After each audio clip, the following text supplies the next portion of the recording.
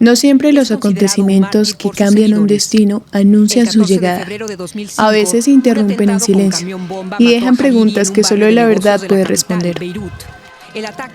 Hoy, en este episodio, vamos a adentrarnos en una historia que, como tantas otras, comenzó con lo ordinario y terminó en lo impensable. Un hecho inesperado, un instante de confusión y el surgimiento de una duda que atraviesa el corazón del derecho. ¿Hasta dónde llega la responsabilidad cuando el daño ya está hecho?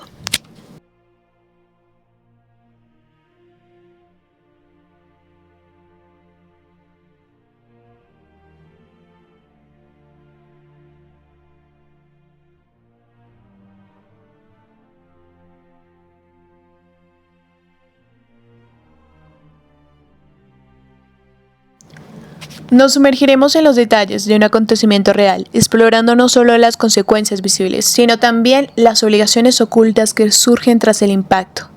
Entre testimonios, normas y silencios, reconstruiremos los hechos, analizaremos el deber de responder y, sobre todo, confrontaremos una verdad incómoda. La justicia no solo busca culpables, busca respuestas. Este episodio no es solo un relato, es una investigación. Una búsqueda, un recorrido por los límites entre lo inevitable y lo evitable, entre el deber y la omisión, porque en cada historia hay una pregunta pendiente y en esta estamos a punto de descubrirla.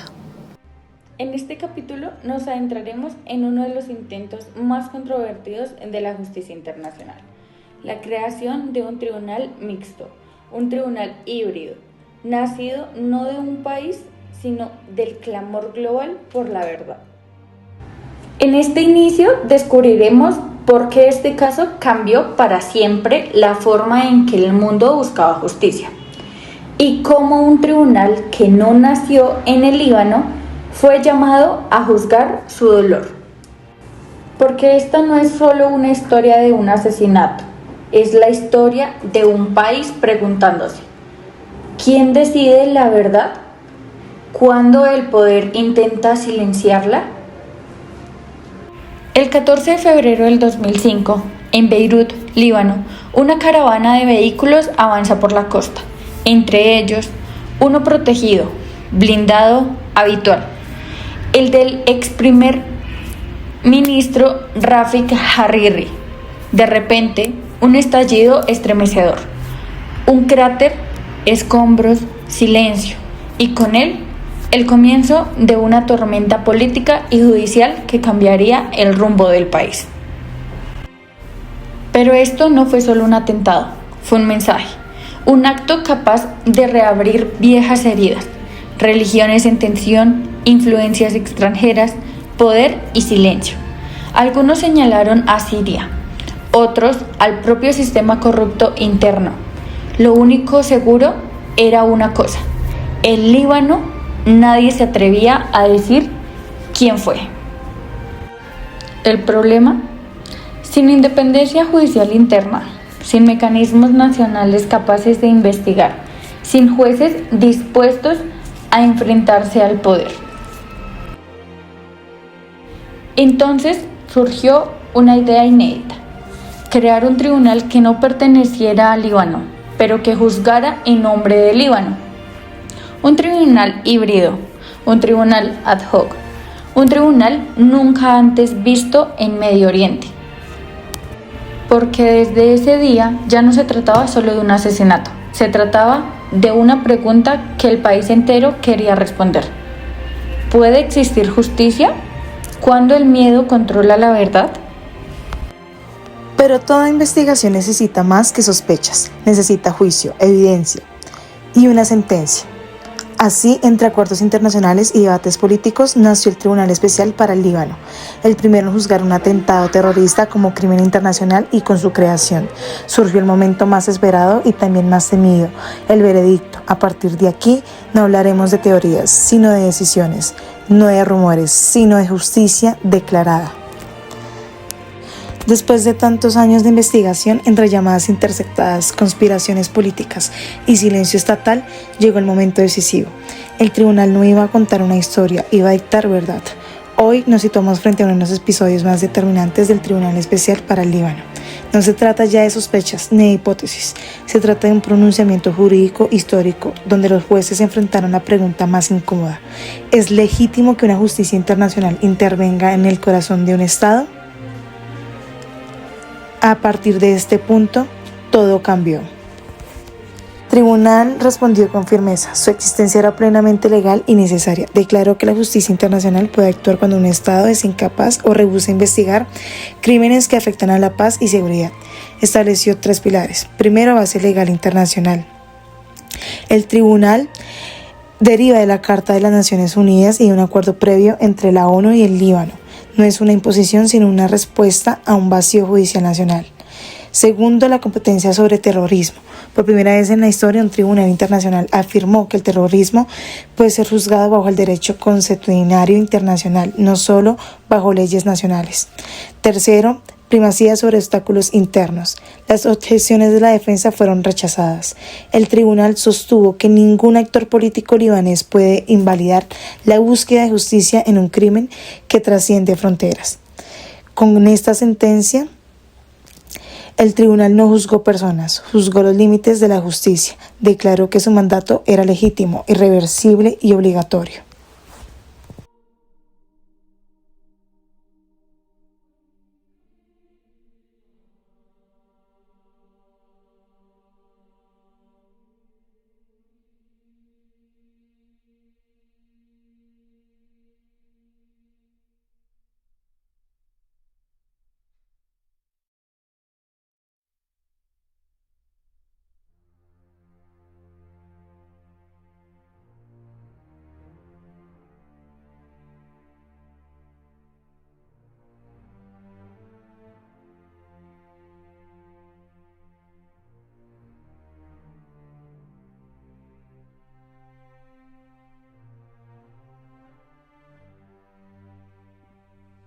Como hechos relevantes, el Tribunal Especial para el Líbano fue creado en el 2007 mediante un acuerdo entre las Naciones Unidas y el gobierno libanés, tras el asesinato del ex primer ministro Rafik Hariri en 2005 y otras víctimas.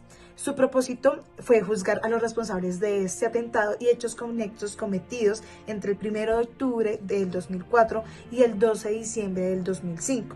A diferencia de estos tribunales ad hoc, el Tribunal Especial para Líbano es un tribunal mixto con sede en La Haya.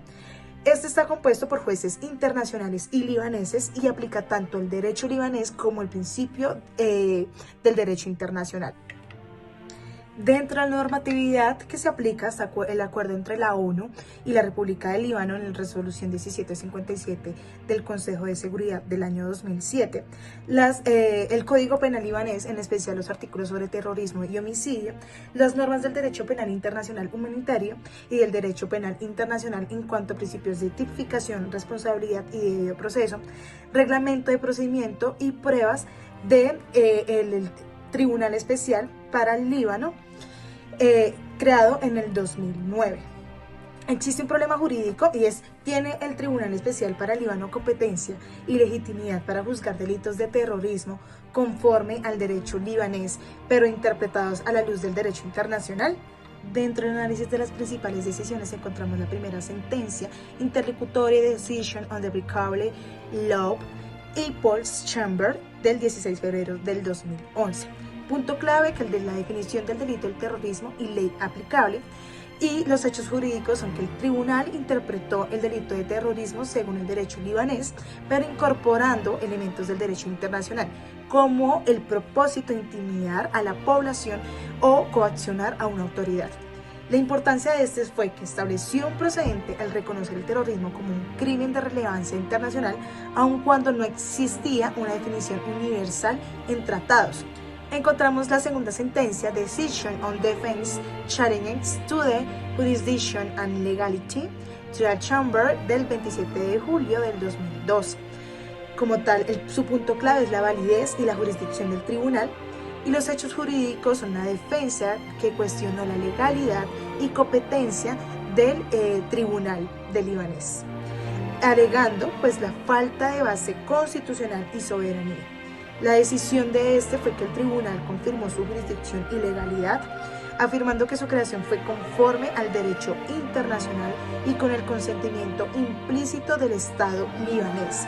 La importancia de esta fue que reafirmó la cooperación entre el Líbano y la ONU y consolidó la naturaleza mixta del tribunal como un mecanismo legítimo de justicia internacional. En un país marcado por el dolor y la búsqueda de justicia, cada sentencia, cada decisión judicial se convierte en un eco, un intento del Estado por responder una pregunta que nunca deja de resonar. ¿Qué ocurre cuando quien debía proteger falla? Tras analizar los fundamentos expuestos en las decisiones anteriores, considera indispensable acudir a dos pronunciamientos claves que han marcado la construcción del deber estatal de protección y la consolidación de la reparación integral. Se trata de las sentencias T-790 del 2014 y la sentencia SU-1184 del 2001, ambas de la Corte Constitucional, que han dado un giro profundo a la manera en que el Estado debe responder ante la vulneración de los derechos fundamentales.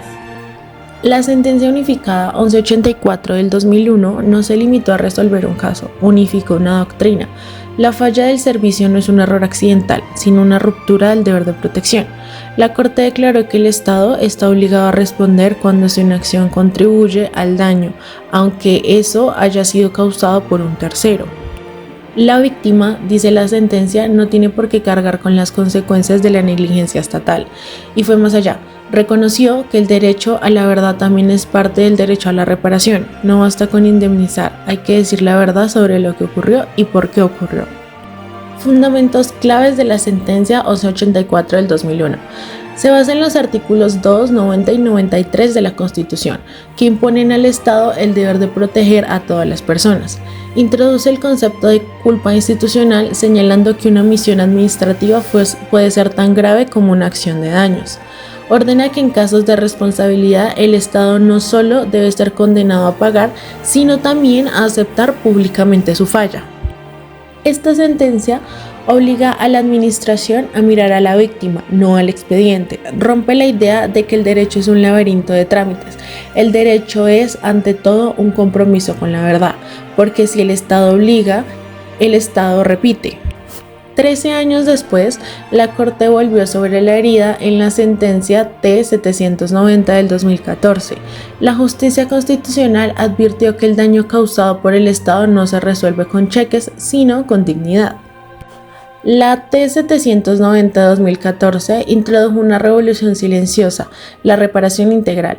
Esta sentencia afirmó que cuando el Estado ocasiona una vulneración, debe reparar más allá del dinero, con medidas de satisfacción, rehabilitación y garantías de no repetición.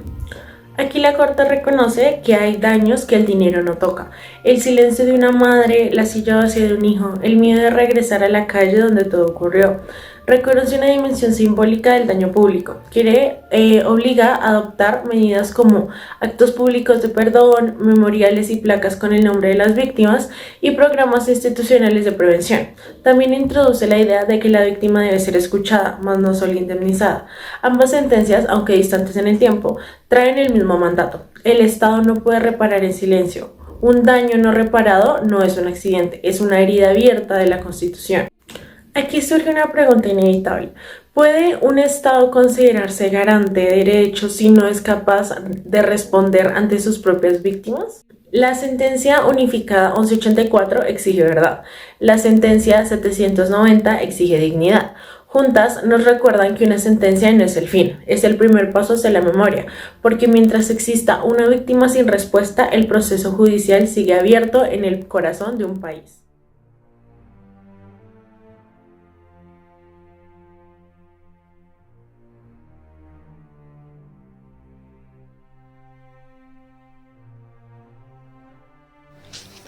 En agosto del año 2020, el tribunal pronunció su veredicto más esperado. La sentencia, que por primera vez señalaba con nombre y pruebas a un responsable del mayor atentado político en Líbano contemporáneo. Fue un juicio sin confesiones, sin testigos presenciables claves, pero no sin pruebas. Salim Jamil Ayaz, integrante de Hezbollah, No respondió ante el tribunal, pero sus huellas estaban en el aire, en el espectro invisible de las telecomunicaciones. El tribunal utilizó la llamada Red Roja, un grupo de teléfonos clandestinos, usados exclusivamente para coordinar el atentado, como prueba principal. No había huellas dactilares, había patrones, no había cámaras, había coordenadas, llamadas que se encendían y se apagaban como pulsos de una maquinaria clandestina. El Tribunal Especial para el Líbano declaró que la prueba digital puede ser tan concluyente como la física. Estableció que las comunicaciones en cadena usadas bajo secreto demostraban conspiración y coautoría, y la sala así llegó a la convicción más allá de duda razonable. Así, el Tribunal Especial para el Líbano no solo juzgó un crimen, juzgó un mensaje, que ninguna conspiración sostenida en el silencio pueda escapar a la verdad. Aunque el acusado no esté presente, la justicia sí debe estar. Meses después, el tribunal regresó no para debatir culpabilidad, sino para responder a una pregunta final. ¿Cuánto vale una vida arrebatada por el terrorismo político? No hubo petición de perdón, no hubo carta del condenado, pero hubo víctimas y hubo memoria. El tribunal escuchó a los hijos de Hariri, a los supervivientes mutilados, a un país que aún tiembla cuando oye un estruendo. El Tribunal Especial para el Líbano impuso cadena perpetua a Salim Jamil Ayaz por cada uno de los cargos. Reafirmó que el asesinato de un líder político puede constituir terrorismo internacional, pues busca alterar el orden civil y político de toda una nación. La sentencia afirmó que el terrorismo no solo mata a su víctima, mata la confianza, y cuando el miedo sustituye el Estado, el derecho debe responder con firmeza. Así, el tribunal declaró a Salim Jamil Ayaz culpable de conspiración, terrorismo, homicidio y tentativa de homicidio. 3 coacusados fueron absueltos, no porque fueran inocentes, sino porque el tribunal se negó a condenar sin certeza absoluta. Fue un mensaje al mundo. La justicia internacional no debe tener prisa, debe tener pruebas. Mientras el caso Hariri avanzaba, surgió un nuevo dilema jurídico, no sobre la explosión, sino sobre el silencio. ¿Puede alguien apelar una sentencia si nunca estuvo allí para escucharla?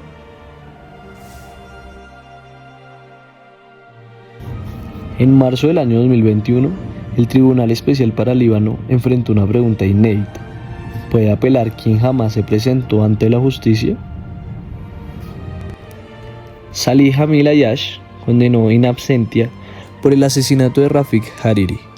Intentó lo imposible, recurrir a una sentencia, sin haberse entregado, sin comparecer, sin pronunciar una palabra. El tribunal no solo analizó su recurso, la defensa sostenía que incluso el ausente tenía derecho a impugnar. Pero la Cámara de Apelaciones recordó la naturaleza excepcional del juicio en ausencia.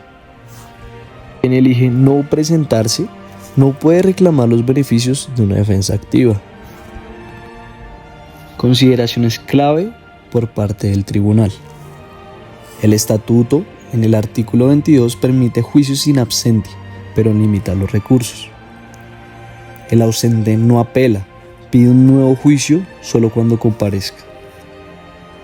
Admitir el recurso sería aceptar una defensa fantasma. El 29 de marzo del año 2021, el Tribunal Especial del Líbano declaró inadmisible el recurso de apelación presentado en el nombre de Ayaz. Este fallo no trató de culpabilidad o inocencia, trató de presencia, porque en el derecho internacional hasta la voz del acusado necesita un cuerpo ante el tribunal. La justicia envió un mensaje severo, pues el proceso no es un escenario simbólico, es un espacio donde hay que estar presente para ser oído. Un año después, el tribunal volvió a hablar, pero esta vez no para cerrar una puerta, sino para abrir un juicio a la evidencia misma. Tras la absolución de Mary Younesi en el año 2020, las víctimas reclamaron: ¿cómo puede haber un atentado sin conspiradores visibles?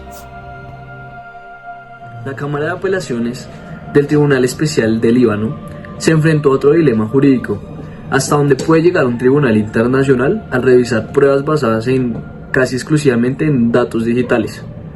Entonces, las consideraciones clave del tribunal fueron: el estándar del artículo 26 permitió reexaminar la prueba no solo formalmente, sino en su esencia. Las redes telefónicas roja, azul y verde no eran coincidencias. Y por último, la ausencia de testigos directos no anulaba la fuerza del rastro. En el 10 de marzo del año 2022, el Tribunal Especial del Líbano revocó las absoluciones y declaró culpables a Mary y Oneisi, imponiéndoles prisión perpetua junto a Ayash. No hubo aplausos, no hubo arrestos, pero hubo algo más poderoso: una verdad judicial restituida. Esta sentencia cambió el paradigma. En los crímenes modernos, las llamadas sustituyen las huellas y el silencio. También pueden condenar. Estas dos decisiones no hablaron solo del caso Hariri, hablaron del derecho a estar, del deber de responder y del poder de la verdad, incluso cuando los acusados permanecen en las sombras. En el Tribunal Especial para el Líbano, la justicia no vio rostros, pero sí escuchó patrones, conspiraciones y el eco de una sociedad que pidió memoria. El tribunal recibió informes contradictorios sobre su muerte en Siria. No hubo cuerpo ni verificación directa, solo fragmentos. Un acta libanesa, imágenes difusas, testigos lejanos. La fiscalía presionaba para cerrar el caso. La defensa advertía: no hay certeza, no hay cadáver. El acusado que se desvaneció entre las ruinas. No fue una absolución, fue un silencio judicial. Mustafa Amine Bandetrait, señalado como uno de los cerebros del atentado, desapareció antes de escuchar una sola palabra de condena. ¿Qué exige un tribunal internacional para declarar muerto a un acusado y cerrar el proceso? ¿Se archiva para siempre o se deja una puerta abierta? El STL aplicó un estándar internacional: prueba suficiente más allá de duda razonable sobre el fallecimiento. Confirmó los documentos, pero con cautela. No declaró culpabilidad ni inocencia. Protegió el principio de presunción de inocencia del Pacto Internacional de Derechos Civiles y Políticos.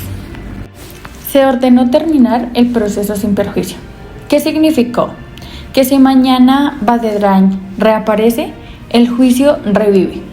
No hay impunidad, solo suspensión. El STL no juzgó a un muerto, ni absolvió a un fantasma. Mostró que incluso en el vacío, el derecho no renuncia a la dignidad del proceso. Las voces invisibles, las víctimas ante el STL. Decisiones sobre participación de víctimas y reparaciones. 2012-2021. No tenían bombas ni poder político, pero reclamaron algo más fuerte: el derecho a ser escuchadas. Entre el 2012 y el 2021, decenas de víctimas del atentado solicitaron participación activa, ser más que testigos, ser parte del proceso. Querían un representante legal, información y seguridad, y preguntar: ¿quién responderá por nuestro dolor? ¿Pueden las víctimas hablar de un tribunal penal internacional? ¿Puede el STL indemnizarlas o solo juzgar culpables? ¿Cómo proteger su identidad sin violar la defensa del acusado? Adoptó un modelo mixto inspirado en la Corte Penal Internacional. Las víctimas pudieron tener un representante legal de víctimas. Se aceptó su intervención, observaciones, presencia, información, pero se negó la facultad de ordenar reparaciones económicas. Justicia penal, no justicia civil. Sobre anonimato, se autorizó bajo estrictas condiciones, sin afectar el derecho a defensa. El STL reconoció a las víctimas como sujetos procesales, pero sin poder reclamar reparaciones dentro del tribunal. Sus reclamos patrimoniales debían dirigirse a la justicia libanesa.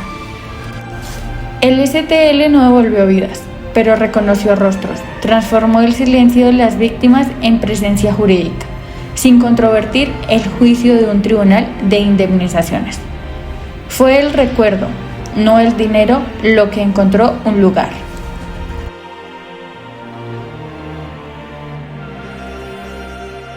Badreddin nunca respondió ante un juez. Las víctimas sí, y aunque no salió del proceso por muerte y las otras entraron por memoria, ambos casos revelan lo mismo, que la justicia internacional también se escribe con ausencias.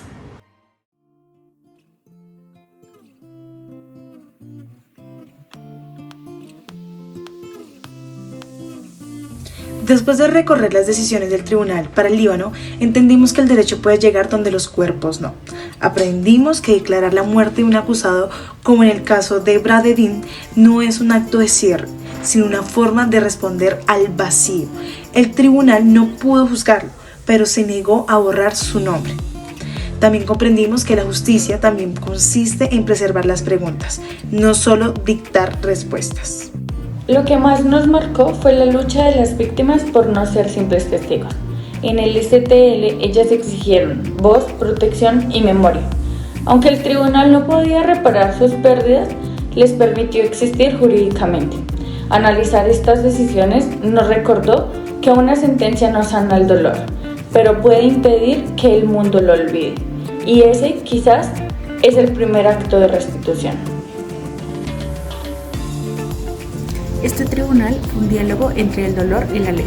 Las sentencias, especialmente la sentencia unificada 1184, mostró que una corte puede hablar cuando el Estado calla y que la verdad judicial no es solo técnica, es una forma de duelo colectivo. El STL no resolvió todo, pero dejó una certeza: la memoria también puede ser justicia, y si el derecho no mira a las víctimas, deja de ser derecho. Estudiar este caso me hizo cuestionar los límites del derecho internacional.